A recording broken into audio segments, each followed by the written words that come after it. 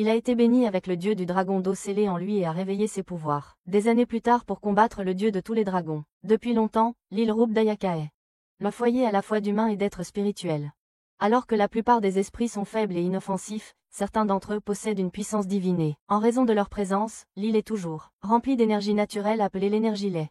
Les humains peuvent maîtriser l'énergie lait pour lutter contre les esprits maléfiques, et le père de Yukito, Hakoto, est le plus grand maître lait de son époque.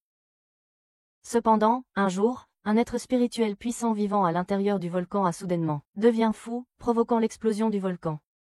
Tous les habitants des îles doivent évacuer, mais Makoto reste en arrière pour se battre contre le grand esprit, sacrifiant sa vie pour protéger son fils Yukito afin qu'il puisse accomplir son destin et devenir un jour le maître lait le plus puissant.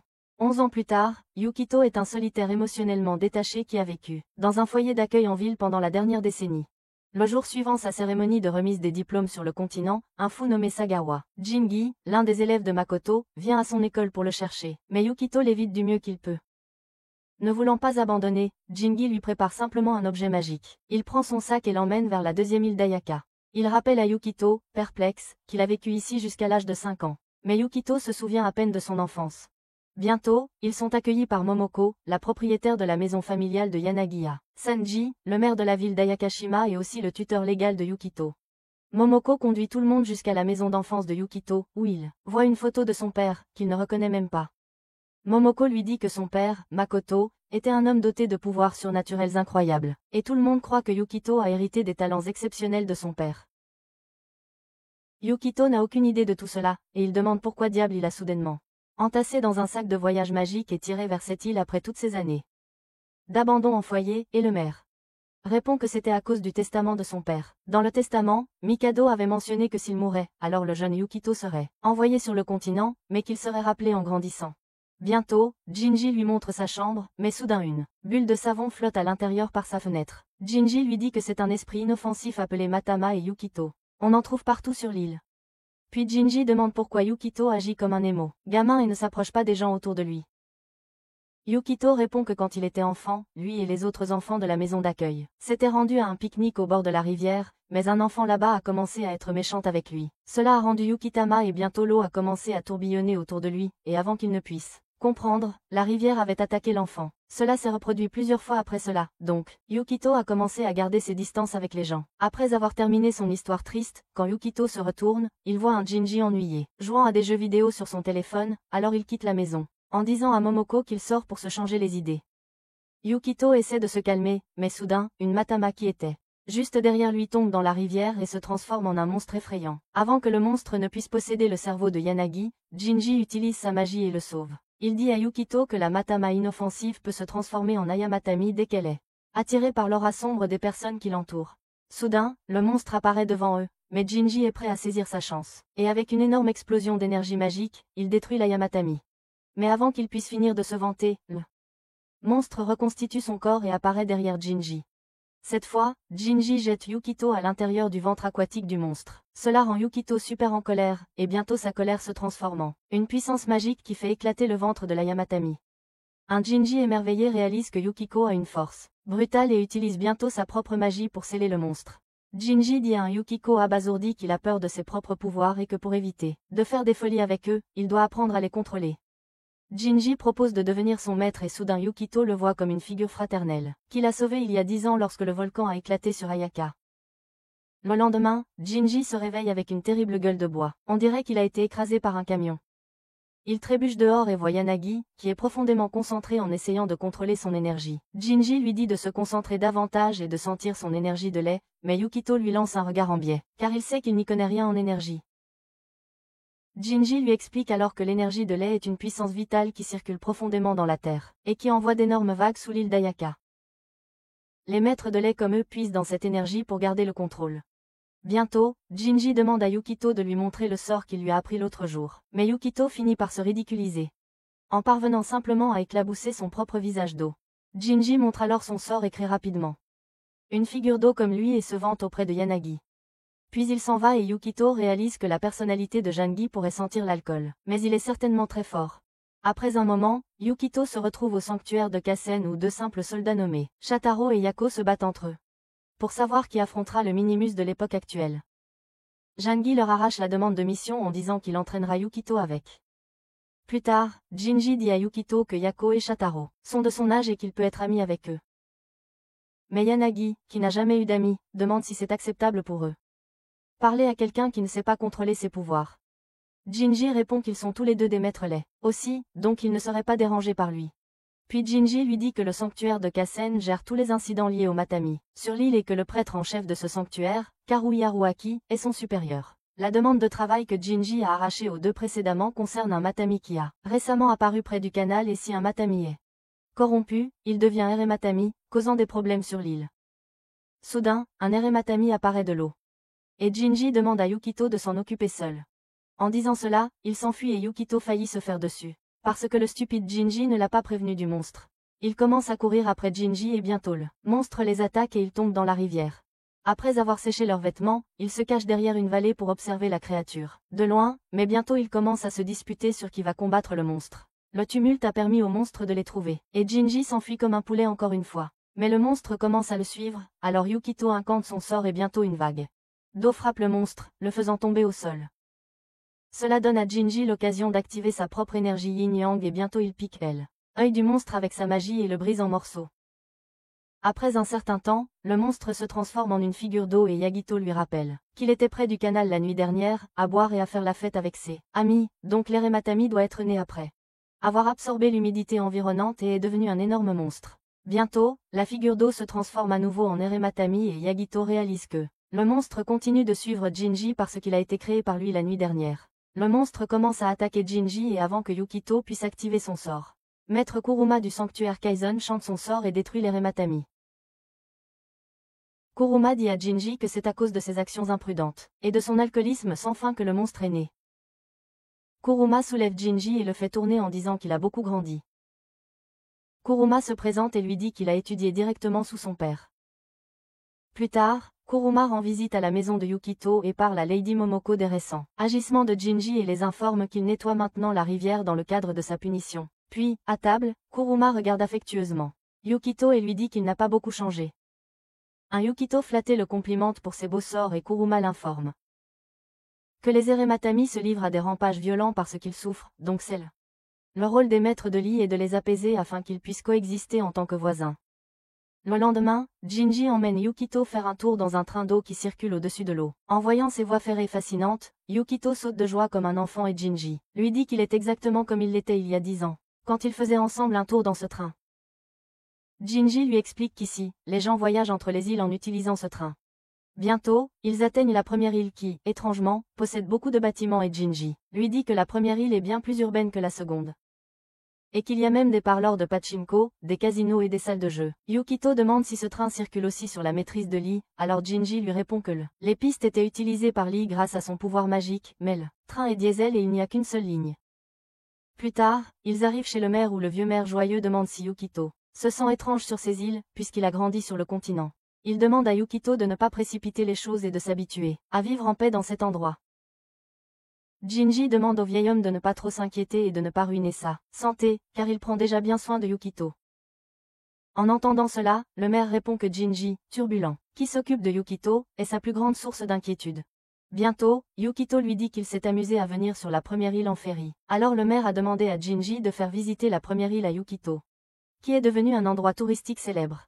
Mais Jinji n'est pas très heureux d'être le guide de Yukito car il est venu pour s'amuser dans les casinos et les salles de pachinko, mais néanmoins, il accepte de faire visiter l'île à Yukito. Il commence à se promener autour de l'île, qui a beaucoup de stands et beaucoup de monde. Jinji lui dit qu'en ce moment, la première île est un centre pour la gastronomie et la musique, mais soudain, il disparaît. Quand Yukito regarde autour de lui, il voit Jinji se battre avec un vieil homme au stand de viande barbecue. Quand Yukito court voir ce qui se passe, Jinji se plaint auprès de lui que le vieux n'est pas prêt à lui donner sa pièce de viande préférée. Le vieil homme essaie de le raisonner en disant que sa pièce de viande favorite est déjà partie, car un client a déjà commandé la dernière. Mais Jinji continue de se chamailler avec lui. Alors Yukito intervient et achète plusieurs brochettes pour mettre fin à la dispute parce qu'il sait que Jinji est têtu. Après avoir mangé, ils repartent en tour, mais Jinji semble de mauvaise humeur. Jinji boude parce que cet endroit vend les meilleures cuisses grillées et il va se plaint auprès de son ami Maki du mauvais traitement sur la première île. En entendant cela, Yukito réalise que Jinji a vraiment beaucoup d'amis partout dans cet endroit. Soudain, Yukito est distrait par un artiste de rue et Jinji disparaît à nouveau. Yukito essaie de le retrouver, mais il voit soudain que le ballon de l'artiste de rue est devenu quelque chose de sinistre. Avant que le Joker confus ne puisse toucher le ballon, Yukito saute sur lui et le sauve du ballon d'Ayamitami. Bientôt, les gens commencent à courir dans la peur et Yukito réalise que sans l'aide de Jinji, il devrait s'occuper seul du Mitami. Il se calme en disant que cet Ayamitami est plus petit que ceux qu'il a vus auparavant, alors il peut le pacifier. Il chante son sort, mais l'Ayamitami devient fou furieux et lance du feu sur Yukito. Mais avant qu'il ne puisse l'atteindre, une tête rouge parvient à tirer sur le Mitami. Yukito se rend compte que quelque chose cloche dans la façon dont cet homme essaie de pacifier le monstre. Soudain il remarque une arme à feu dans sa main. La tête rouge étrange le regarde alors et lui demande s'il est le fameux Yukito. Et Yukito est surpris que ce garçon effrayant en sache déjà autant sur lui. Après un moment, la tête rouge se présente comme Ibuki et Yukito se rappelle que la mère Momoko lui a parlé d'Ibuki. Ibuki dit à Yukito qu'il ressemble à une crevette, et qu'il ressemble à peine à son grand maître Makoto. Il apprend qu'Ibuki a étudié sous son père il y a 10 ans, et maintenant il utilise des balles magiques spéciales pour contrôler les Arimatami. Après avoir marché un moment, il se retrouve devant un énorme bâtiment et Ibuki l'emmène dans un bureau nommé Go où il travaille maintenant. Dès que Yukito entre, il tombe sur un immense bar luxueux. Et il voit de manière inattendue Jingi qui est habillé en barman. Un Yukito en colère exige de savoir où diable était Jingi tout ce temps et il répond tranquillement qu'il est venu chez Go pour se plaindre à Maki. Mais il est parti pour un travail, alors il a décidé de rester ici et de remplir son ventre toujours vide. Yukito le fixe en disant que cela signifie clairement que Jingi n'a fait aucun effort pour le chercher et à cause de lui, il a eu des problèmes avec un Arimatami dans les rues. Bientôt, Ibuki intervient et offre à Yukito un verre et demande à Jingi d'en préparer un pour lui aussi. Jingi apprend qu'un Arimatami est apparu dans la zone touristique, et Ibuki répond que cela arrive ces derniers temps. Puis Yukito demande curieusement à Ibuki quelle technique il utilise pour apaiser le Mitami car il a remarqué que sa technique est très différente de celle de Jingi et Kurama. Il ajoute que lorsque Kurama a utilisé son sort, le Mitami semblait si heureux d'être restauré. Mais tout à l'heure, quand Ibuki a utilisé son arme, Yukito ne pouvait plus sentir la présence d'Arimatami. Cela rend Ibuki un peu frustré et il répond qu'il tue le Mitami et ne les apaise pas. Il explique que son maître Makoto avait l'habitude d'apaiser les Minimus en les purifiant et en les renvoyant à l'énergie laïque une fois de plus. Jingi et Kurama utilisent la même technique d'équilibre pour créer l'harmonie. Mais il les tue donc il ne reste aucune trace des Mitami. Quand Yukito demande pourquoi il les a tués, Ibuki répond que c'est parce qu'il tue des humains. Et comme il y a beaucoup de touristes sur la première île, il est important de les neutraliser dès que possible pour assurer leur sécurité. Lorsque Yukito soutient que Kurama parvient à apaiser les Mitami et à sauver les gens aussi, Ibuki ricane amèrement et répond que Kuraman se soucie que de l'harmonie de l'énergie laïque et non des gens. Il ne se soucie de rien d'autre que de suivre les enseignements de leur maître décédé. Ibuki explique qu'il ne s'est jamais soucié de purifier les Arimatami au départ. Car même après avoir changé de forme, ces créatures peuvent nuire aux humains, donc il tuera chacune d'elles. Yukito se lève en colère et déclare qu'il ne permettra pas à Ibuki de faire ça et qu'Ibuki répond qu'il se fiche de son ethos et de ses valeurs inutiles. Soudain, une fille aux cheveux violets nommée Ibara entre dans le bar, et dit à Ibuki que leur patron Makita a trouvé la cible. Quand Yukito demande si un nouvel Arimatami est apparu, Ibuki répond que c'est le corps principal de celui qu'ils ont tué auparavant. Il explique qu'en général, un Arimatami a un noyau qui ressemble à un globe oculaire, mais celui qu'ils ont tué auparavant n'avait ni pupille ni iris. Donc, en gros, c'était une petite partie qui venait d'un Arimatami plus grand, et le corps principal se trouve ailleurs.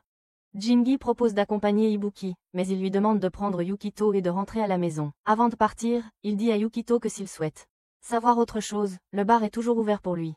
En rentrant chez lui, Jingi dit à Yukito qu'Ibuki fait partie d'une entreprise de sécurité appelée Ayaka Securi fondée par Ibuki. Officiellement, ils sont une entreprise de sécurité, mais ils sont en réalité des exterminateurs d'Arimatami. Yukito est perplexe d'apprendre que Jingi pense qu'Ibuki fait un excellent travail parce que l'île a tant d'étrangers et que cela a perturbé l'énergie de la première île. Il dit à Yukiko qu'une barrière a été érigée autour de la zone touristique quelques fois par an, mais certains passent à travers et remercient Ibuki et son équipe pour leur travail acharné ne ferait de mal à personne. Lorsque Jingi remarque que Yukito est perdu dans ses pensées, il lui dit que Mitami et Arimatami ne peuvent pas être mesurés selon des critères humains. Quand Yukito demande ce que Kurama pense des méthodes d'Ibuki, Jingi répond qu'il ne les aime pas et avertit Yukito de ne jamais mentionner Kurama et Ibuki devant l'un l'autre. Parce qu'ils ne s'entendent pas du tout. Soudain, Jingi réalise qu'il a oublié de récupérer son argent auprès d'Ibuki et s'enfuit, laissant Yukito se demander comment diable il a fait finir avec quelqu'un d'aussi irresponsable que Jingi. En marchant vers les lignes marines, Yukito entend à nouveau une agitation et il court rapidement vers la zone en dépassant les gardes en disant qu'il est aussi un maître laïque, et qu'il peut les aider avec l'Arimatami. Bientôt, il se retrouve face à face avec un monstre énorme, doté d'un œil. Et, comme l'a dit Ibuki, ce monstre est le corps principal. Yukito rassemble son courage et récite le sort. Et soudain, une vague d'eau attaque le monstre. Des cris et des hurlements de terreur sortent de sa bouche. Mais le monstre se prépare à attaquer Yukito à nouveau. Cependant, bientôt une bande de tireurs d'élite et de snipers commence à attaquer le monstre et Jingi pousse rapidement Yukito à se baisser le long du mur en demandant pourquoi il essayait d'agir comme un Batman tout seul. Le garde leur dit de reculer en disant qu'ils vont gérer cela à leur manière. Bientôt, le garde dit à Ibuki qu'ils n'ont plus de balles. Et Jingi demande à Ibuki s'il va utiliser à nouveau la magie noire. Ibuki dit à Yukiko que c'est ainsi qu'il s'occupe de ces monstres et bientôt il active son énergie puissante et soudain son bras devient monstrueusement grand et massif. Jingi dit à Yukito qu'Ibuki utilise sa magie noire pour absorber l'énergie du monstre, et que cela va à l'encontre des lois de la maîtrise laïque. Bientôt, le monstre saute devant Ibuki, mais il lui écrase cruellement le visage et tire le noyau de son corps. Puis il écrase le noyau pour en boire le jus et Yukito faillit vomir à la vue. Le lendemain, Jingi emmène Yukito sur la 3e île et Yukito réalise que la 3e est encore moins développée que la 2e île. Quand Yukito demande si Jingi visite souvent cette île, Jingi nie en disant qu'il l'a amené ici parce qu'il voulait voir Kuruma. Cette île n'a que des forêts et des sanctuaires. Donc Jingi ne vient ici que pour les festivals. Quand Jingi dit que seul Kuruma et ses étudiants idiots utilisent cette île pour un, Yukito demande timidement s'il peut devenir ami avec eux. En entendant cela, Jingi sourit et lui assure que il peut être ami avec eux si tout se passe bien. Soudain, ils entendent les 2 étudiants idiots les appeler à entrer dans le sanctuaire. Ils les accueillent sur la 3e île et les informent que leur maître leur a demandé de rencontrer Yukito et Jingi. En montant la montagne, Fukue demande à Yukito s'il s'est habitué à la vie sur l'île d'Ayaka et Yukito répond qu'il est encore déconcerté par beaucoup de choses comme Matama et le ferry. Mais tout le monde sur cette île est gentil avec lui. Tout le monde qu'il rencontre lui sourit et même s'il connaît à peine l'endroit. Tout le monde est très accueillant envers lui. Bientôt, ils atteignent le sanctuaire de Kaizen et Yukito peut sentir que cette île se sent très différente de la première et de la 2e. Les amis expliquent que le sanctuaire de Kaizen est dédié aux dieux dragons opposés de l'eau et du feu. Lorsque Yukito s'informe sur les dragons, ils lui disent que depuis les temps anciens, les 2 dragons vivent sur la 4e île. Mais des désastres se produisaient chaque fois que l'un d'eux se déchaînait. Ainsi, le sanctuaire a été construit pour les apaiser. Fukue lui dit que l'histoire du dragon est vraie car un dragon s'est déchaîné. Une frénésie quand ils étaient enfants et cela a provoqué le volcan à entrer en éruption, détruisant complètement la première île. Il pointe également vers une île stérile et dit que le dragon de feu a fait une frénésie sur la 4e île et qu'un lac de cratère aurait été laissé après que le dragon d'eau l'ait apaisé. En entendant le mot dragon, Yukito commence à avoir des flashbacks du passé mais il revient soudainement au présent quand il réalise que le trio l'a laissé seul.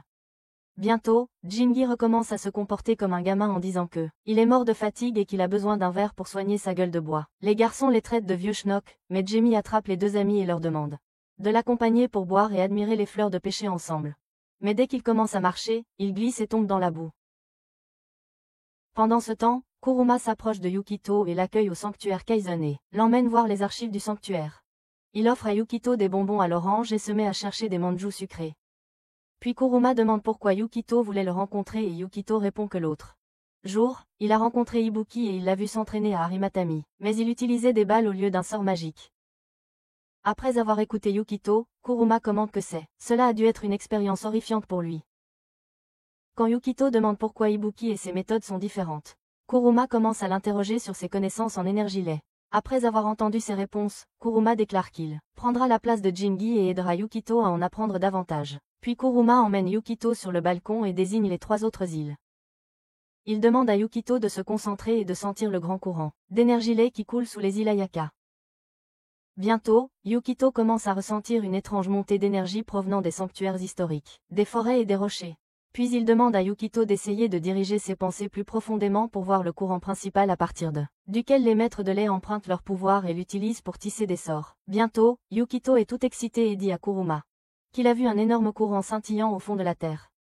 Puis il regarde un Matama et explique que ces créatures sont des bulles produites par cette énergie de lait et peuvent se transformer en Aramatami si elles sont corrompues. Ainsi, en tant que maître de lait, leur mission est de purifier et de les ramener à leur courant d'origine.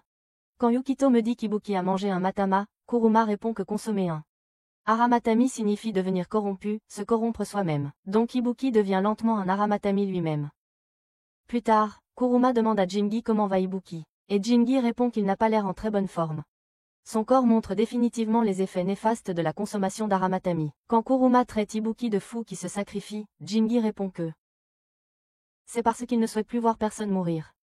Ensuite, Kuruma demande à Jingi d'enseigner correctement à Yukito afin que celui-ci n'ait pas besoin de venir le voir au sujet de l'énergie lait et d'Ibuki. Lorsque Jingi répond qu'il n'a pas l'air fait pour être enseignant, Kuruma n'est pas d'accord, disant que Yukito admire silencieusement Jingi et quelque part au fond. Dans ses souvenirs, il cherche Jingi qui l'a sauvé dans le passé.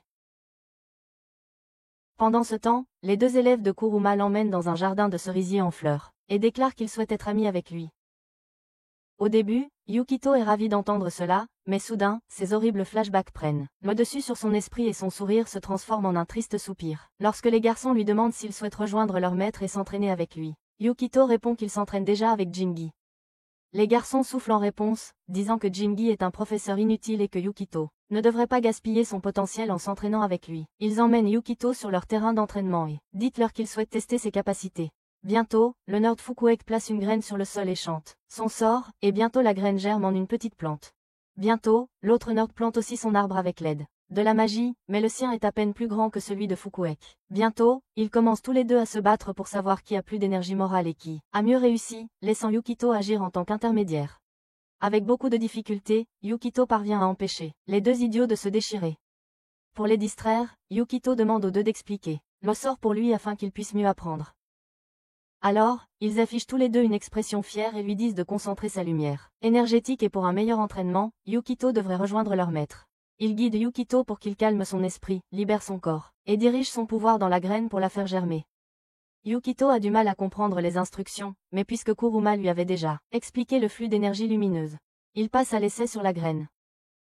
Les deux idiots pensent qu'un amateur comme Yukito sera à peine capable de faire germer la graine, mais à leur grande surprise, dès que Yukito concentre son énergie, la graine se transforme en plante et commence soudain à pousser en un énorme arbre de paix.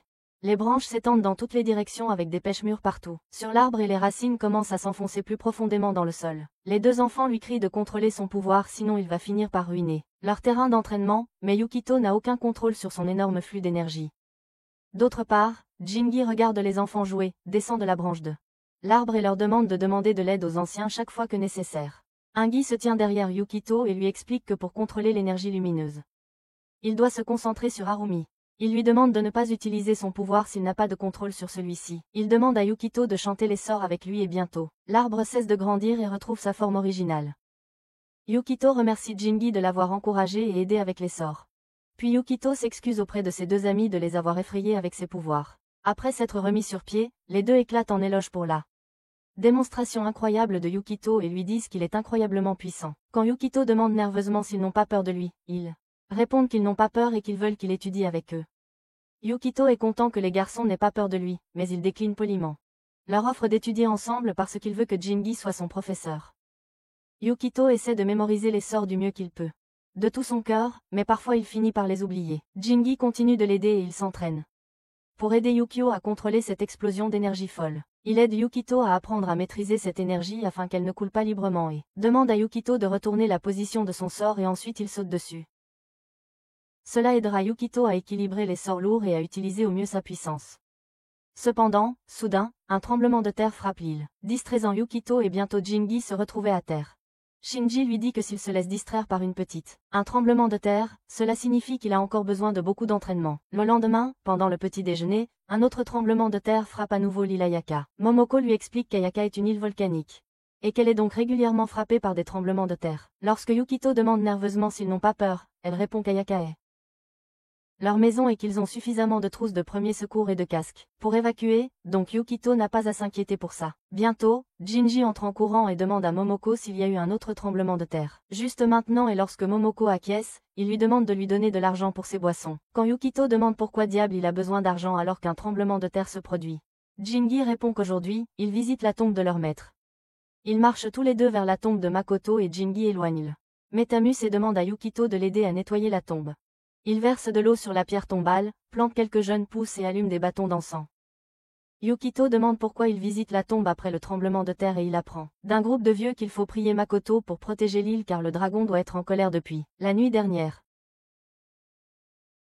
Bientôt, Jinji demande à Yukito de s'asseoir à côté de lui et lui offre un verre, mais il refuse, car il n'a toujours pas l'âge légal pour boire. Le vieil homme là-bas répond que cela fait plus de 10 ans et qu'il n'aurait pas survécu à l'éruption majeure si Makoto ne les avait pas sauvés. Lorsque Yukito demande curieusement ce que son père a fait il y a 10 ans, la vieille femme gronde Jinji de ne pas avoir parlé à Yukio de son père. Alors Jinji avale sa boisson et demande à Yukito s'il a entendu parler des 2 dragons de la région d'Ayaka. Yukito répond qu'il a entendu parler des dragons de feu et d'eau, alors Jinji lui explique que les tremblements de terre ici sont causés par le dragon de feu, qui est un courant d'énergie tellurique majeur infusé d'énergie de feu.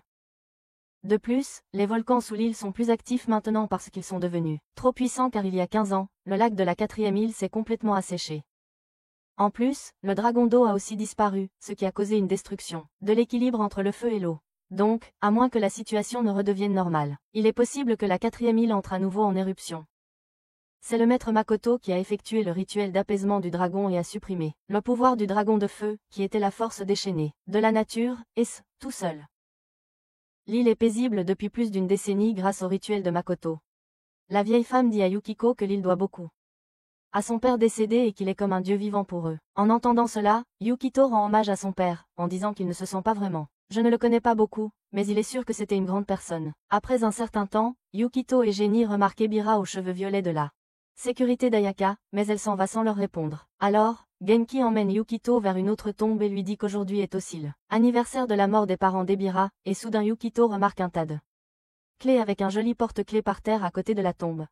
Dans l'après-midi, ils visitent tous les 2 la première île parce que Yukito veut rendre le porte-clés à Ebira. Bientôt, ils rencontrent à nouveau les étudiants de Kuruma, Yako et Shakutaro, et Genji se trompe encore dans leur nom.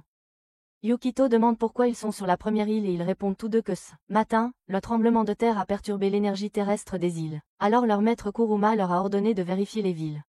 Yako et Shakutaro leur disent qu'ils n'ont rencontré aucun problème cependant, mais ils patrouilleront toute la zone car leur maître leur a donné l'ordre. Lorsque le duo apprend que Genji et Yukito se dirigent vers Ebira, ils deviennent soudain nerveux et leur disent au revoir, en affirmant qu'ils se retrouveront après la fin de la patrouille. Lorsque Yukito leur demande s'ils ne viendront pas avec eux à Ebara, ils hésitent puis leur disent qu'ils ne peuvent pas parce que les choses entre Ayaka, la sécurité et leur maître ne vont pas bien. Bientôt, ils atteignent le lieu d'Ibuki et le saluent, en disant qu'ils sont venus remettre un objet perdu. Ibuki leur dit de le signaler à son assistant Makita, et avant de partir, il demande à Yukito de prendre soin de lui, car les choses pourraient devenir difficiles aujourd'hui. Après un certain temps, il raconte à Makita à propos de l'irritation d'Ebira parce qu'il faisait la fête près de la tombe. Alors Makita le rassure en disant que sur l'île d'Ayaka, ils ont envoyé leurs morts avec un sourire. Mais cela dépend de la façon dont ils sont morts, et c'est encore difficile pour Aibara. Quand Yukito demande ce qui est arrivé à ses parents, Makita répond que, il y a quelques années, un Mitama de l'air du feu a grandi suffisamment pour brûler une maison. Ibuki s'en est occupé, mais il n'a pas pu sauver tout le monde. Mitama lui dit que les vies des gens et les actions des Mitama sont déterminées par le flux d'énergie, donc il est important d'accepter tout avec le sourire. Mais beaucoup de gens ne sont pas prêts à accepter la nature de l'île Ayaka. Alors ils expriment leur frustration en tuant les Arimatami. C'est signe que l'atmosphère devient sombre avec leur conversation. Ginny essaie d'alléger l'ambiance pour Yukito. Bientôt, Makita réalise qu'il a vraiment pesé Yukito avec ses pensées et il s'excuse auprès de lui. Quand Yukito donne le porte-clés à Makita, il lui demande de le remettre à Ebira lui-même. Bientôt, Ebira arrive au magasin et Yukito lui donne les clés. Makita lui demande de remercier Yukito, et elle le remercie hésitamment, en disant qu'elle aurait eu des problèmes sans ses clés. Yukito lui dit qu'il s'est aussi excusé auprès de ses parents, pour avoir fait la fête à leur anniversaire de décès. Soudain, le sol commence à trembler à nouveau et Ginny annonce que cette fois, c'est un Ayamitami avec beaucoup d'énergie de feu et Ebira court bientôt dehors. Makita leur dit avec inquiétude qu'Ebira agit de manière imprudente chaque fois qu'un Mitama de feu apparaît. En entendant cela, Ginny et Yukito sortent en courant pour chercher Ebira. Alors que le feu se propage rapidement, consommant tout sur son passage, Ginny déchaîne rapidement un torrent de magie aquatique, éteignant les flammes et sauvant une fille prise dans le chaos. Son attention se concentre alors qu'il fait signe à Yukito, l'incitant silencieusement à chercher Ebira parmi la fumée et la destruction. La police commence rapidement à prendre le contrôle de la scène chaotique, repoussant la foule et sécurisant la zone. Pendant ce temps, Ebira court à toute vitesse, chantant ses sorts avec détermination, tandis que Yukito la suit de près. Sa concentration est d'une précision incroyable lorsqu'elle aperçoit un Eira Mitami attaquant 2 enfants terrifiés. Sans hésiter, elle se jette devant le créature, protégeant les enfants du danger. Elle leur fait signe de s'enfuir aussi vite qu'ils le peuvent. Sans perdre de temps, Ebira charge vers Leira Mitami, son sort prêt. Mais avant qu'elle ne puisse frapper, le Mitami contre-attaque avec une explosion de feu qui la touche, la forçant à reculer. La douleur la transperce, mais elle refuse d'abandonner. En chantant un autre sort, elle parvient à esquiver la prochaine attaque. À ce moment-là, des souvenirs des moments de verre de ses parents traversent son esprit. Elle voit le Mitami de feu qui a pris leur vie. Et une colère écrasante monte en elle. Alimentée par la colère et le chagrin, elle se jette sur le Mitami avec tout ce qu'elle a.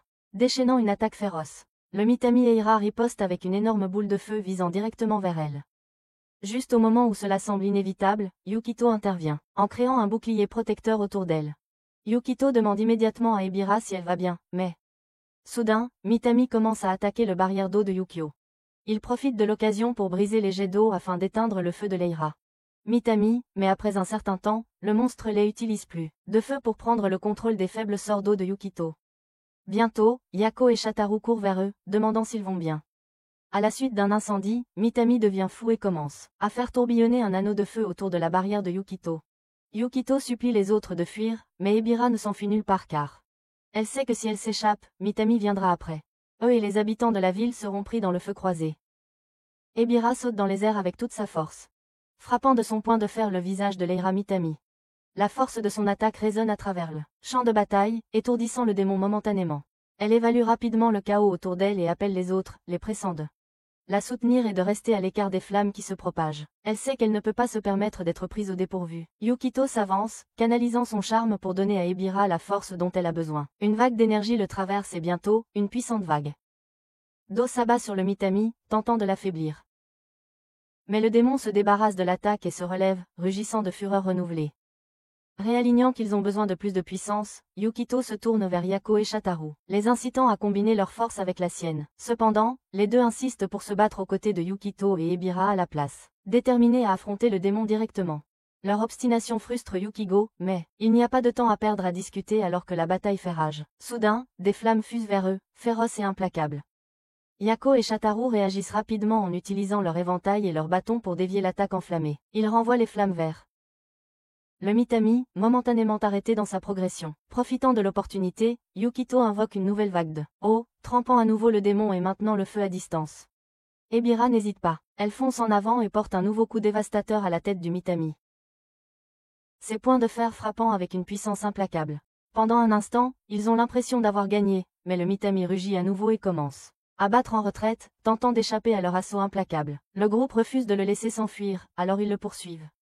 Leur détermination inébranlable.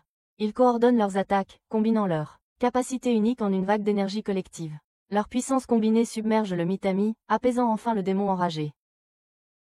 Alors que les flammes s'éteignent et que le champ de bataille devient silencieux, le groupe reste uni, victorieux.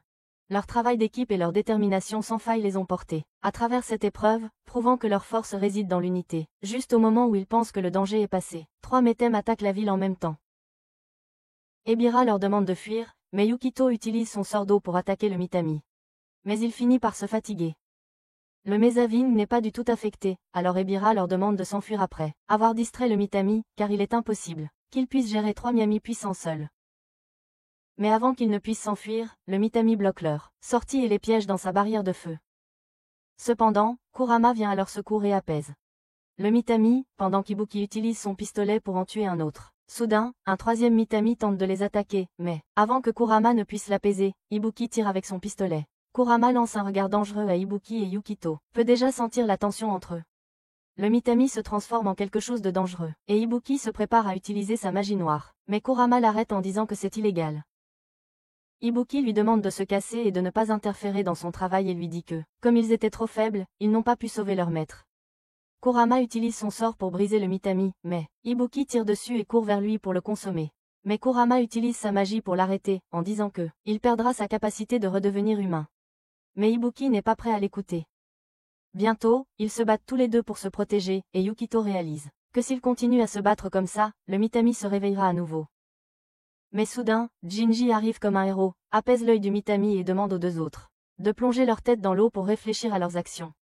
En entendant cela, ils se mordent tous les deux le cou, et s'excusent auprès de leurs élèves d'avoir agi comme des enfants. Avant de partir, Kurama avertit Ibuki que leur maître défunt ne voudrait jamais qu'il se livre à la magie noire. En entendant cela, Ibuki répond qu'il se fiche de ce que pense un mort. Donc il utilisera ce pouvoir pour effacer ses regrets passés. Le soir, ils se rassemblent tous à la gare du paquebot, pour rentrer chez eux, mais Kurama n'est pas encore revenu. Jinji, qui est ivre, plaisante en disant que peut-être Kurama célèbre la pacification de Mitami avec le maire. Yako et Chitaro répondent qu'ils retournent au sanctuaire parce que leur maître Kurama leur a donné des instructions et Yukito demande aussi à Jinji de rentrer chez lui. Il remercie Ibara de les avoir accompagnés et Jinji fait remarquer avec désinvolture qu'il devrait le remercier de les avoir sauvés des flammes de Mitami aujourd'hui. Parce que sans lui, ils auraient eu peur. Yukito répond qu'il n'est jamais là quand ils ont besoin de lui, mais qu'il finit par apparaître pour voler la vedette. Puis Yukito remercie Ibara et lui dit qu'elle a été très forte aujourd'hui. Surtout quand elle n'a pas fui et a affronté Mitami de front. Il dit à Ibara qu'il espère travailler à nouveau avec elle, si l'occasion se présente. Ibara lui donne timidement son identifiant de réseau social et Jinji pousse immédiatement Yukito à agir, avec assurance et à donner aussi ses coordonnées, mais Yukito continue à bafouiller comme un adolescent perdu. Quand Yako et Chitaro demandent s'ils vont seulement échanger leurs coordonnées, Ibara leur donne aussi sa carte d'identité, mais ils deviennent nerveux. Ils échangent rapidement leurs coordonnées et promettent de rester amis. Mako dit à Yukito qu'autrefois, quand le père de Yukito était en vie, Jinji, le jeune, Yukito, Momoko, Kurama et Ibuki vivaient tous ensemble dans la même maison. Makoto et ses élèves Kurama et Ibuki partaient chasser les rats Mitami et revenaient blessés à la maison, tandis que Yukito et Jinji restaient avec Momoko. C'était l'époque où Ibuki et Kurama étaient comme des frères jurés, toujours collés l'un à l'autre. Jinji, comme d'habitude, était un paresseux et se faisait donner des coups de pied dans le derrière par maître Makoto pour ne pas s'entraîner avec les deux autres. Un jour, Ibuki a demandé s'il pouvait aller avec Kurama pour le rituel de pacification du dragon. Il a promis de soutenir Kurama, mais Makoto a refusé. En disant que Kurama n'est pas encore prêt pour cette grande mission. Makoto lui dit qu'ils doivent encore s'entraîner et perfectionner leurs compétences, afin de pouvoir présider le rituel dans quelques années avec l'aide de Jinji. Jinji, le paresseux, fait remarquer pourquoi il doit faire le rituel chaque année pour pacifier le dragon afin qu'il n'éclate pas. Makoto lui dit que le dragon de feu s'ennuie du dragon d'eau après sa disparition, et que cela le rend agressif, donc tout ce qu'ils peuvent faire pour le calmer, c'est de le sceller à l'intérieur du volcan. Il leur a demandé de le surveiller de près cette année afin qu'ils puissent suivre le même processus l'année prochaine. Ils passaient leur journée à s'amuser dans la maison d'enfance de Yukito, à déguster de la glace pilée, à manger du curry de poisson et à aider le jeune Yukito à grandir. Makoto les a élevés avec tant d'amour. Il les emmenait en voyage, prenait des bains d'eau chaude et assistait à des festivals de neige excitants. Un jour, alors que Makoto mettait Yukito au lit, un énorme tremblement de terre a frappé l'île avec des éclairs et du tonnerre. Le temps est devenu extrêmement désastreux et Makoto est sorti de la maison pour inspecter. Il a dit à Kurama et Ibuki qu'il allait sur le continent pour trouver l'arme rituelle, qui sera utilisée pour apaiser le dragon de feu. Ibuki a accepté de prendre le contrôle de tout avec Kurama jusqu'au retour de Makoto. Bientôt, Kurama et Ibuki ont commencé à inspecter des événements étranges sur l'île, et ils ont découvert que l'influence de la 4e île se répandait partout, provoquant un comportement étrange de Minimus sur toute l'île. Momoko leur a demandé de rester dans la maison jusqu'au retour de leur maître, mais le gars a refusé l'offre en disant que le tremblement de terre avait affaibli le sceau de la 4e île. Un autre tremblement de terre frappe l'île et Yukio pâlit de peur, et Kurama leur dit que ce sont des prescousses, et si l'éruption réelle se produit, alors elle détruira toutes les îles Ayaka. Il informe Momoko que le dragon de feu a initialement grandi, rugueux pour chasser le lac et le dragon d'eau qui s'y trouve. Ibuki ajoute que c'est parce qu'ils l'ont gardé piégé à l'intérieur d'une barrière, et maintenant il est devenu une bombe prête à exploser à tout moment. Leur seul choix est de réaliser le rituel de pacification du dragon pendant que leur maître est absent. Alors qu'ils discutent de leur plan, un homme dans un petit camion demande à Ibuki et Kurama de demander à Momoko et aux enfants d'évacuer et d'atteindre rapidement les ports, où le maire apportera un grand bateau pour les aider à s'échapper. Ils demandent tous les deux à Ginny de rester avec Momoko et Yukito, puis ils s'envolèrent vers la 4e île. L'île était entièrement recouverte de lave et presque tout était détruit. Ils décidèrent tous les deux de faire le rituel de pacification sans leur maître et bientôt des flammes de lumière bleue jaillirent des profondeurs de la terre. Leur rituel affaiblissait presque les pouvoirs du dragon de feu, mais soudain un énorme volcan entra en éruption et le dragon de feu émergea du cratère des montagnes. Le dragon commença à frapper partout, causant encore plus de destruction et de chaos. Le duo réalisa que ce dragon était toujours piégé par le sceau, alors ils décidèrent de compléter le rituel et de le sceller complètement.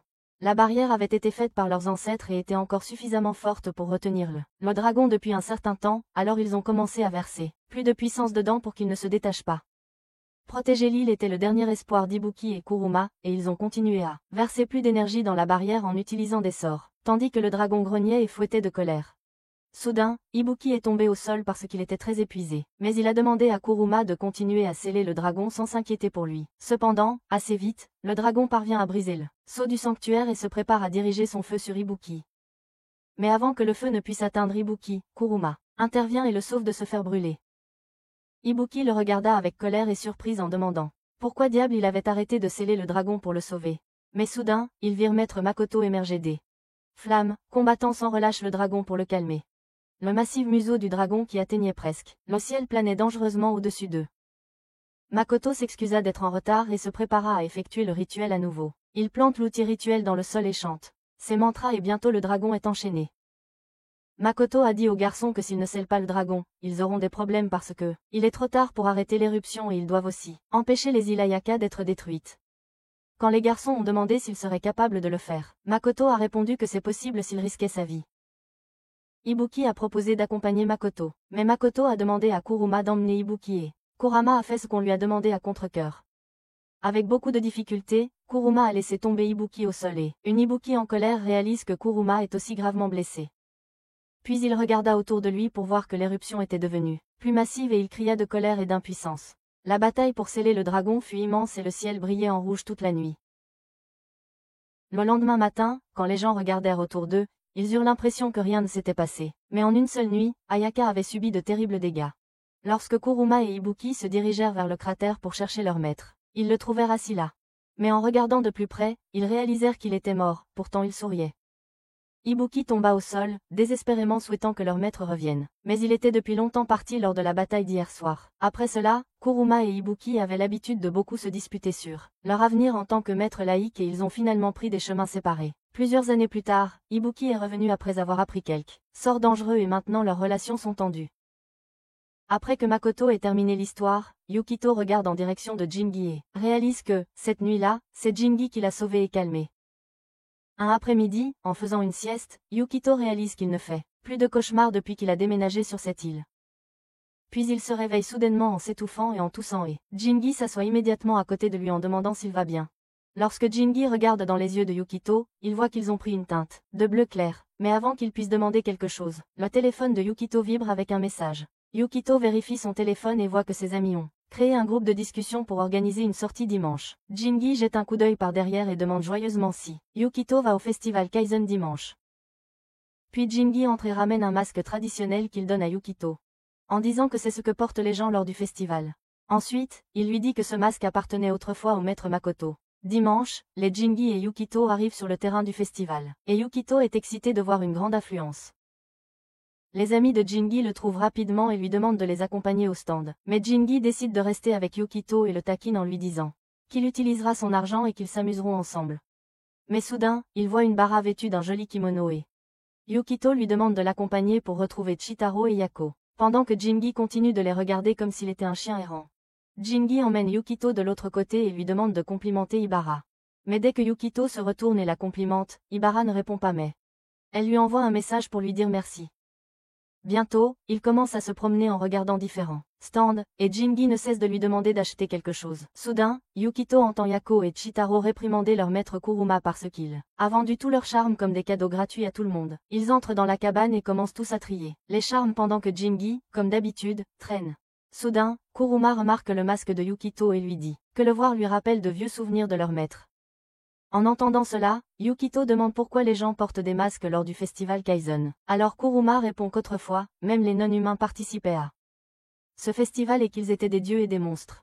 Les masques sont donc une raison d'oublier qui l'on est et de profiter du festival. Après un certain temps, lorsque le tri des charmes est terminé, Kuruma demande aux enfants de profiter du festival pendant qu'il et Jingi s'occupent de la boutique. Jingi se révolte en disant qu'il doit s'occuper des enfants et les accompagner en tant que gardien. Mais Kuruma lui demande d'arrêter de se dérober à ses élèves. Ils quittent la boutique en discutant et en plaisantant entre eux lorsque Yukito ressent un étrange mal de tête et s'assoit par terre en se tenant la tête. Quand Ayara lui demande s'il va bien, il répond qu'il se sent soudainement étourdi. Mais qu'il va bien. Pour détendre l'atmosphère, Yukito demande aux enfants de manger quelque chose puis de jouer à des jeux. Bientôt, ils commencent à profiter de la nourriture délicieuse et de toutes sortes de jeux lors du festival. D'autre part, Jingi se promène comme un solitaire en maudissant Kurama de l'avoir fait travailler comme un esclave. Bientôt, il voit les 4 enfants s'amuser ensemble et décide de profiter d'eux. Mais il décide de ne pas faire ça aux pauvres enfants et s'en va. Bientôt, Shitaro remarque qu'Ayara a des ampoules à cause de ses sandales en bois, et lui demande s'il doit lui apporter des médicaments contre les ampoules. Yukito suggère de faire une pause pendant un moment, mais soudain, Momoko s'approche d'eux en demandant ce qu'ils font. Lorsqu'elle apprend qu'Ayara a des difficultés à marcher, elle lui fait un bandage. Et lui demande de ne pas sous-estimer une ampoule, car cela pourrait ruiner ses jolis pieds. Puis elle regarde un Yukito souriant et lui dit que son père avait l'habitude de sourire. Comme lui quand il venait au festival. Et faisait du bruit avec son amie mère. Bientôt, Ibara reçoit un appel d'Ibuki qui lui demande de passer le téléphone à Yukito. Dès que Yukito prend l'appel, il demande si Ibara s'amuse et Yukito répond qu'elle est si Ibuki sourit, soulagé de l'autre côté. Mais soudain, Yukito subit une nouvelle attaque et il tombe au sol et bientôt ses yeux deviennent bleus. Yukito réalise que c'est exactement comme quand il a perdu le contrôle de ses pouvoirs quand il était enfant. Craignant de blesser tout le monde, Yukito s'enfuit du festival vers les profondeurs de la forêt. D'un autre côté, Kurema remarque que l'eau dans l'étang est un peu instable et bientôt il voit Yukito courir dans la forêt. Bientôt, Yukito s'arrête sous un arbre mais il est effrayé quand il voit que son ombre s'est transformée en forme de dragon. Il essaie de contrôler son pouvoir et de se calmer. Mais le pouvoir continue de s'étendre et d'émaner de son corps. Il tombe au sol sans défense, mais soudain il se souvient comment Jingi l'a aidé à se calmer et il suit sa méthode. Bientôt, il parvient à se contrôler et soudain il voit un homme masqué lumineux qui le loue et lui dit qu'il est prêt à devenir le maître laïque. Sur le chemin du retour, Yukito pense à l'homme masqué et puis il rencontre Jingi.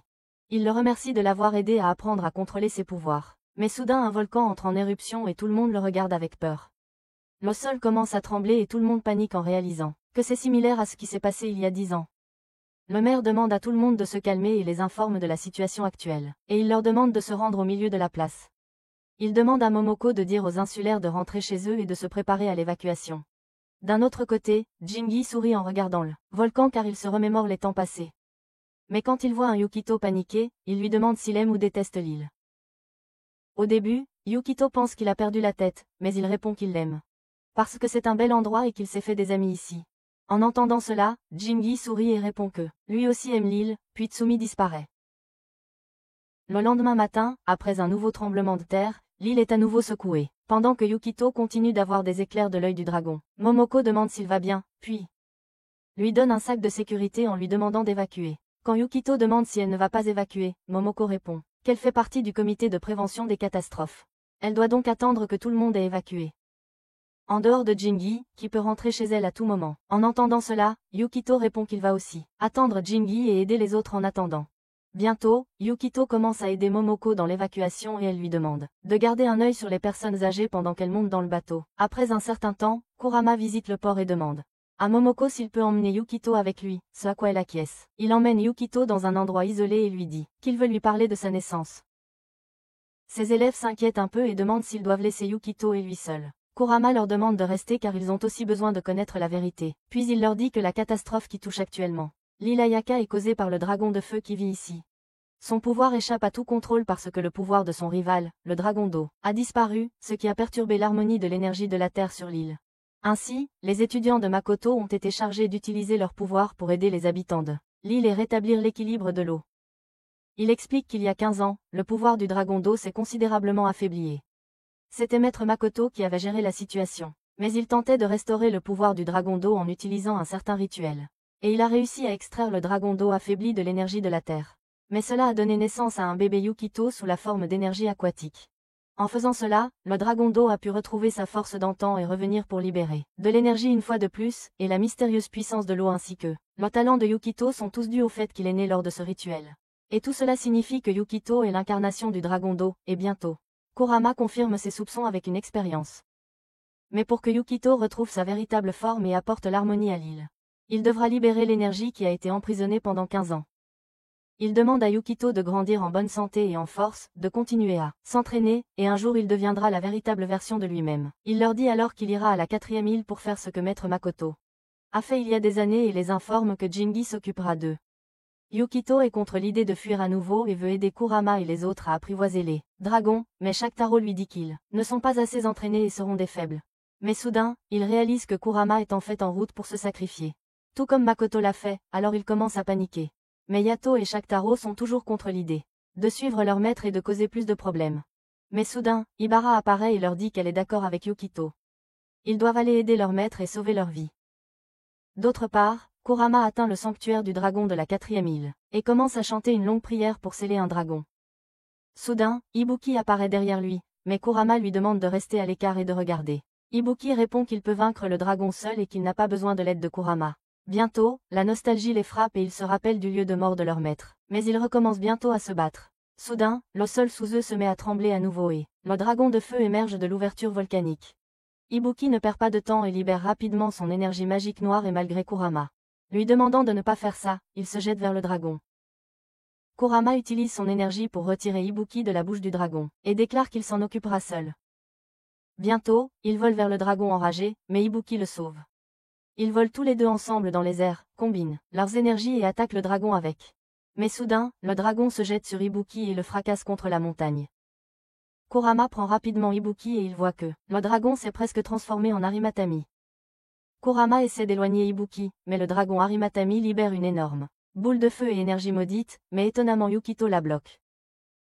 Kurama et Ibuki réalisent que leurs élèves ont atteint la 4e île pour les aider. Jingi a découvert le secret de Yukito et ils étaient tous les deux de petits enfants. Un jour, alors qu'il aidait Yukito à marcher, mais dès que le bébé Yukito a tenu son doigt, une rafale d'eau est sortie de nulle part et Jingi a commencé à se noyer dedans. Mais heureusement, le maître Makoto a brisé le sortilège et a dit à Jingi, qui était confus, que Yukito est un peu spécial parce que son énergie aquatique est très forte. Jingi et Yukito étaient compatibles car l'énergie aquatique de Jingi est trop forte, mais il a demandé à Jingi de ne pas en parler à Kurama et Ibuki. Jingi avait l'habitude d'avoir des discussions secrètes avec Makoto sur l'avenir de Yukito. Un jour, il a demandé si Yukito allait se transformer en dragon d'eau, ou s'il pourrait le voir dans le futur.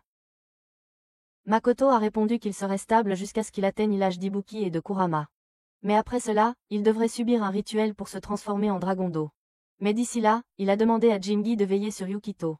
Mais lorsque Makoto est mort, Yukito a été envoyé à l'orphelinat sur le continent et, selon le souhait de Makoto, il devait rompre les liens avec toutes les personnes sur l'île jusqu'à ses 15 ans.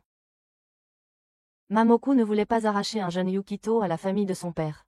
Mais Jingi leur a demandé de suivre les dernières volontés de son maître. Bientôt, Jingi a tristement dit au revoir à Yukito et a continué à croire en la décision de son maître. Mais puisque Makoto était mort, Ibuki et Kurama étaient blessés, il a commencé à étudier pour devenir un bon maître et a rapidement appris le sort de récupération du dragon d'eau.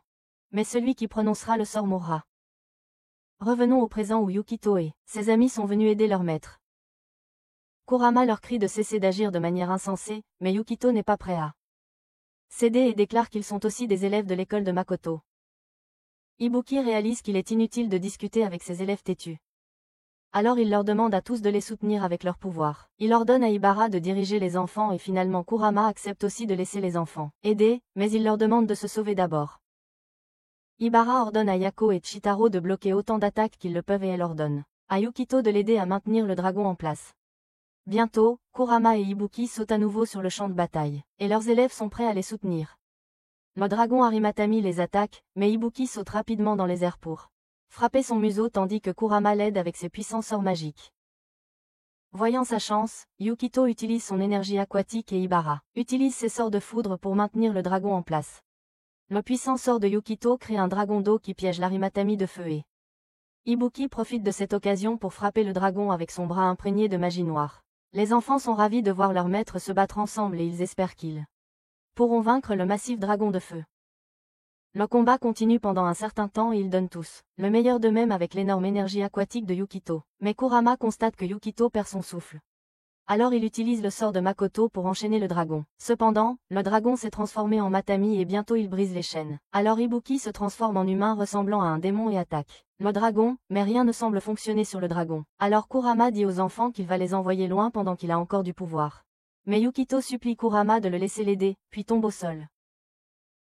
Soudain, Jinji apparaît derrière lui et plaisante avec Yukito en disant qu'il a l'air de vouloir pleurer à tout moment. Il rassure Yukiko en lui disant qu'il est là pour le protéger. Il s'avère que Jinji avait appris par les notes de Makoto qu'il y a longtemps, l'un des dragons protégeant l'île était devenu faible et l'autre s'est mis à faire des ravages. L'énergie de la terre a été perturbée et les flammes éliminées, des champs fertiles ne laissant aucun endroit pour soutenir la vie. Mais un jour, un vieux ermite est venu et en échange de sa propre vie, il a restauré le dragon de l'eau qui était sur le point de disparaître et bientôt, le dragon de l'eau a établi une harmonie avec le dragon de feu. Mais des années ont passé et les deux dragons se sont à nouveau disputés.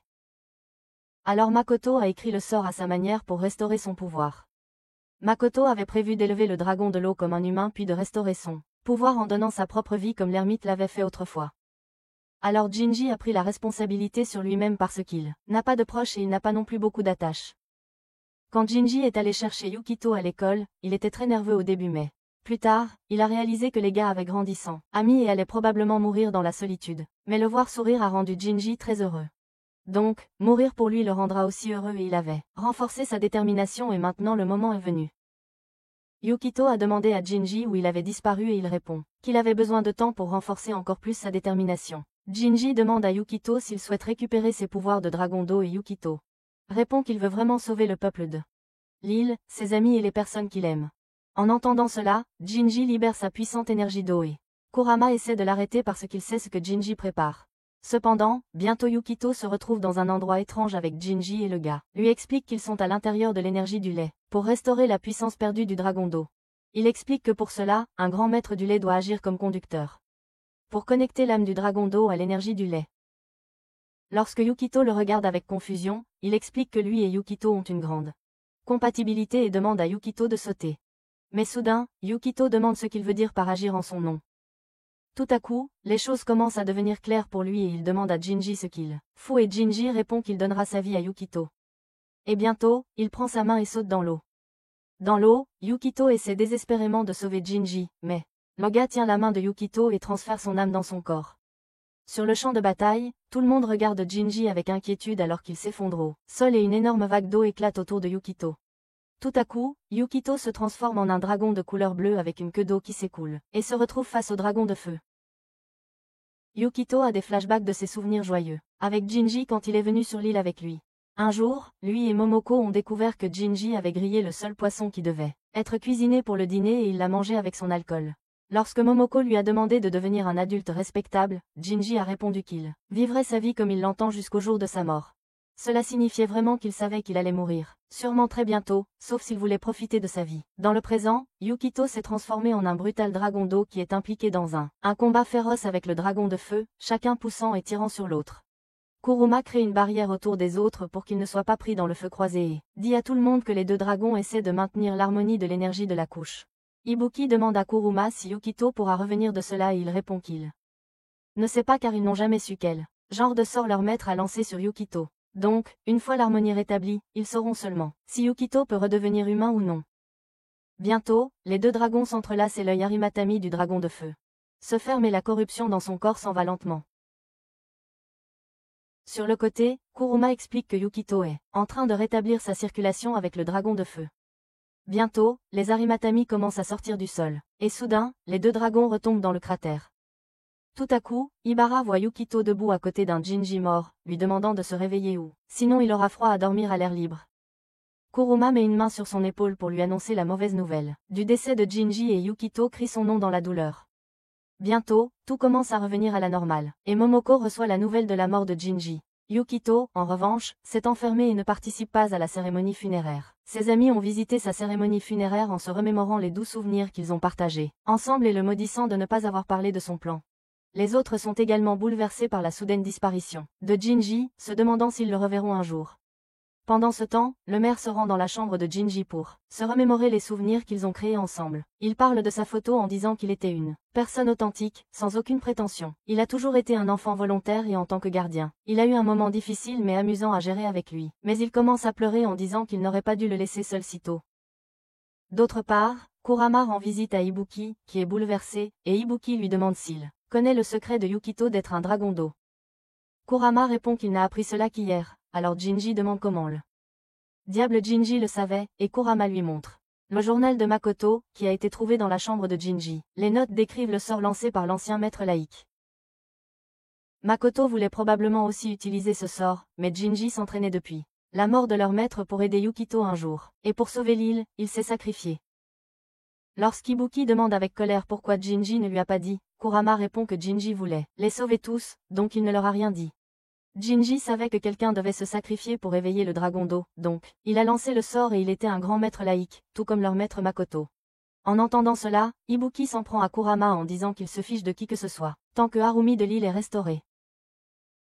Kurama ne se retient pas cette fois et répond avec colère qu'Ibuki ne sait Rien de lui et même à l'époque, il n'avait pas d'autre choix que de laisser leur maître à présent aussi, en tant qu'aîné, il est embarrassé parce que Jinji a dû sacrifier sa vie à sa place. Ibuki s'énerve en disant qu'il a recours à la magie noire parce qu'il voulait utiliser tous les pouvoirs pour vaincre ce maudit Harimatami et sauver tout le monde. Bientôt, ils commencent tous les deux à se battre violemment, mais leurs élèves viennent, en courant leur demandant d'arrêter de se comporter comme des enfants. Soudain, Ibuki commence à sangloter en disant qu'ils sont des perdants qui n'ont même pas pu sauver leurs propres amis. Après un moment, Momoko frappe à la porte de Yukito et lui demande s'il va bien et Yukito commence à se blâmer pour la mort de Jinji. Il lui dit que, parce qu'il était faible, Jinji a dû renoncer à sa vie pour lui. Momoko le serre dans ses bras et répond qu'elle ne sait pas grand-chose sur la maîtrise de la pose, mais elle connaît très bien Jinji. Si Jinji était prêt à donner sa vie pour faire quelque chose, alors cela devait être la seule façon de le faire, donc Yukito ne doit pas se blâmer. Momoko rit de la bravoure de Jinji en disant que c'était quelqu'un qui menait une vie sauvage, mais il tenait vraiment de son maître Makoto. Puis elle a demandé à Yukito de voir Jinji une dernière fois. Sinon, il sera triste sans lui. Après un certain temps, Yukito suit un groupe de Matami jusqu'au corps de Jinji où il voit le maire. Le maire le remercie d'avoir sauvé l'île, mais Yukito dit que tout le mérite revient à Jinji. Le maire verse des larmes en disant qu'il voulait envoyer Jinji et Makoto au revoir avec le sourire, mais que c'est difficile pour lui. Puis il s'en va, laissant Yukito seul avec Jinji. Yukito s'approche de Jinji et lui dit qu'il a été très égoïste de mourir seul et de laisser tout le monde derrière, et maintenant ils ne peuvent pas vivre sans lui. Yukito lui lance des reproches amers, mais soudain, il est téléporté à nouveau dans le flux d'énergie. Là, il voit Jinji appeler son nom en lui demandant de l'aider car il est emporté. Il lui demande d'utiliser ses tactiques d'appel du dragon d'eau pour le sauver, mais Yukito ne sait pas ce qu'il doit faire et il est bientôt téléporté de retour dans la pièce. Lorsque Momoko et le maire arrivent en courant pour demander ce qui s'est passé, il répond que il est encore possible de sauver Jinji car son âme est toujours piégée dans l'énergie de lait, et il s'enfuit en se transformant à nouveau en un énorme dragon d'eau. Ibuki et Kurama voient Yukito courir comme un fou. Ils le suivent donc en se demandant où il va cette fois. Pendant ce temps, Yukito se transforme à nouveau en dragon d'eau et se rend à la 4e île, où il sent le courant de lait, là où il a vu Jinji pour la première fois. Il se jette dans le cratère du volcan et se retrouve bientôt dans le flux d'énergie laïque à nouveau et commence à le chercher. Il résout de ramener Jinji à la maison, même si cela signifie le traîner par son collier, mais soudain une énergie rouge brillante le frappe. Quand Yukito se retourne, il voit un homme masqué et lui demande qui il est. Yukito demande soudain s'il est son père et demande joyeusement s'il le reconnaît et enlève son masque pour révéler son visage. Mikoto dit à son fils qu'il était ici tout ce temps pour garder le dragon sous contrôle jusqu'à ce que Yukito se réveille et prenne les rênes. Quand Yukito demande s'il est toujours en vie, Mikoto répond qu'il n'a pas pu battre un dragon dans un combat direct, donc il est mort, mais maintenant il est une âme partielle, patient avec le dragon de feu à l'intérieur de l'énergie laïque. Mais puisque le dragon d'eau est plus important que lui, il s'est assuré que Yukito ne entre pas en contact étroit avec le dragon de feu. Yukito réalise qu'afin d'affaiblir sa connexion avec le dragon de feu, son père l'a élevé comme un humain sur le continent. Mais si tout ce chaos n'était pas arrivé, alors ils auraient continué à vivre ensemble. Puis Mikoto demande à Yukito pourquoi il est venu dans le courant laïque, et Yukito demande rapidement s'il sait où est Jinji. Mikoto répond qu'il l'a vu s'accrocher à son bâton il y a quelque temps, qu'il a fabriqué comme un repère il y a longtemps, mais il semble qu'il ait été emporté. Yukito lui demande de l'emmener auprès de son bien-aimé Jinji pour qu'il puisse le ramener. En entendant cela, Mikoto répond que puisque Yukito est le dragon d'eau, il attendait qu'il grandisse et s'habitue à l'énergie de la lait, mais maintenant qu'il est prêt, il lui demande de le suivre. Il nage pendant un moment, mais Yukito reste en arrière car le flux de l'énergie de la lait est un courant puissant et Yukito doit rattraper son père. Mikoto demande à Yukito de ne pas résister au courant, sinon il finira par créer une brume d'Ayamet, il doit donc rejoindre les autres vies qui coulent ici et suivre le courant.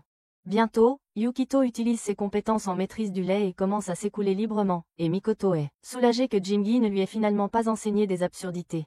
Puis Yukito demande à Mikoto s'il le considère comme son fils et le vieil homme répond que peu importe les origines de Yukito, mais puisqu'il l'a recueilli, il sera toujours son père. D'un autre côté, Kurama est occupé à prier, et Ibuki demande à ses élèves ce qu'il fait. Les élèves répondent que Yukito est de nouveau entré dans le canal d'énergie lait. Donc leur maître effectue un rituel pour son bien-être. Ibuki répond que la rivière de la vie est un courant dangereux et qu'il suffit d'y être fait perdre conscience à quelqu'un et tout le monde ne peut pas le supporter. Kurama ouvre les yeux et répond qu'il est d'accord avec Ibuki, disant qu'un capitaine expérimenté peut être perdu dans une tempête en mer. Un capitaine chevronné peut se perdre lors d'une tempête en mer. Ibuki dit que Yukito s'est transformé en un dragon d'eau. Donc il n'y a aucune chance qu'il ignore les risques. Soudain, de nombreux Eréminimus commencent à apparaître de nulle part et Kurama réalise que son appel doit invoquer une énergie indésirable provenant de l'énergie de la couche. Voyant que Kurama sera interrompu par ses invités indésirables, Ibuki se prépare avec son arme pour les repousser et les étudiants se préparent à le soutenir. Pendant ce temps, Yukito et Mikoto trouvent une tête verte bruyante presque en train de se noyer dans la couche. Le flux d'énergie crie le nom de Yukito et lui demande de l'aider. Yukito le tient par le col et le soulève. Et Jingi est soulagé de revoir son frère. Yukito le regarde avec des yeux furieux en disant qu'après avoir fait tout un remue-ménage, tout seul, Jingi est allé mourir seul sans se soucier de ce que ressentent les autres. Surtout ce que ressent Yukito. Jingi fait la moue et demande ce qu'il aurait dû faire d'autre, sinon se sacrifier. Alors Mikoto lui donne un coup de poing à la tête et lui dit qu'il y avait beaucoup de choses qu'il aurait pu faire en tant qu'élève. Il dit à Jingi qu'il n'avait pas besoin de se sacrifier pour sauver une île et ce sort n'était qu'une mesure d'urgence. Il explique que si Yukito ne s'était pas transformé en dragon lui-même, alors Jingi aurait dû laisser l'île brûler parce que c'est la méthode de la nature pour mourir et se régénérer. Puis Jingi demande à Yukito comment ils vont le ramener et Yukito répond qu'il pensait que tu pourrais le tirer et le sortir de l'énergie de repos. Mais ramener un mort n'est pas une tâche facile. Cependant, Mikoto dit à Yukigo qu'il peut le faire en croyant en ses capacités. Il lui rappelle qu'il n'a pas été absorbé par le flux d'énergie de repos parce qu'il n'a pas abandonné. Yukito demande à Jingi s'il souhaite retourner chez lui et Jingi répond qu'il souhaite encore manger et boire des choses délicieuses, discuter avec ses amis, prendre l'argent de Yukito et aller pêcher. Yukito soupire et demande s'il peut trouver de meilleures raisons que ça. Alors Jingi lui demande de se taire car il n'y a rien de mal à s'amuser.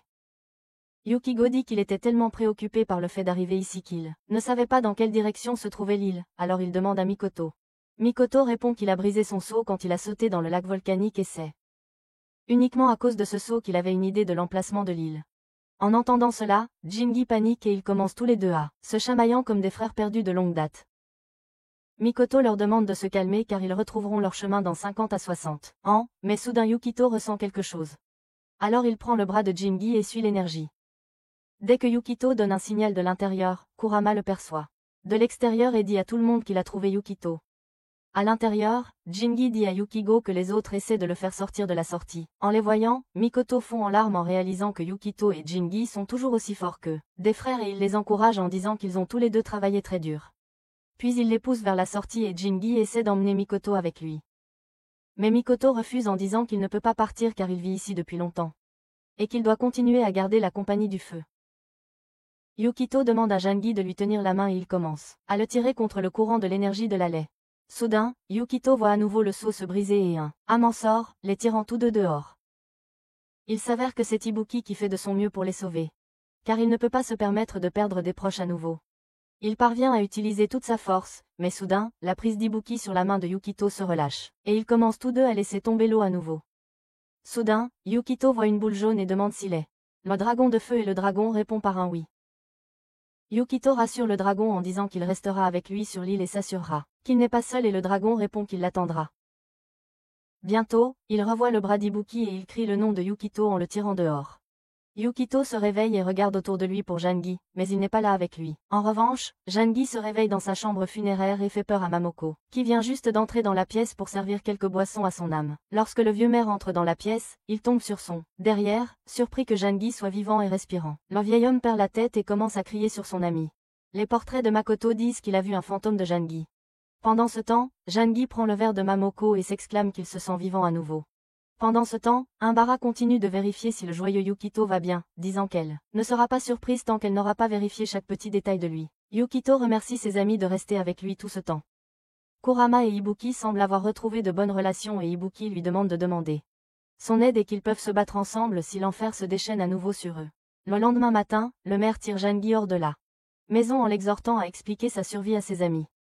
Dès qu'il le voit, il se précipite pour l'embrasser. Serrement fort, incapable de contenir leurs larmes de soulagement. Leurs émotions se transforment rapidement en reproches pour lui avoir causé une telle détresse. La réunion sincère apporte à tous un sentiment de clôture et de joie, marquant un nouveau départ pour leur communauté. La vie reprend peu à peu son cours normal sur l'île d'Ayaka.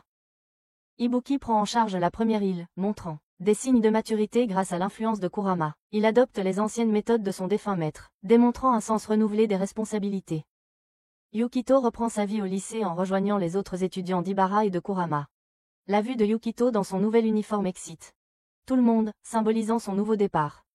Jeanne Guy, cependant, montre peu d'intérêt pour les célébrations et retourne à ses habitudes habituelles, de boire et de profiter de la vie à sa manière insouciante. Au fil des jours, l'île prospère dans sa routine paisible.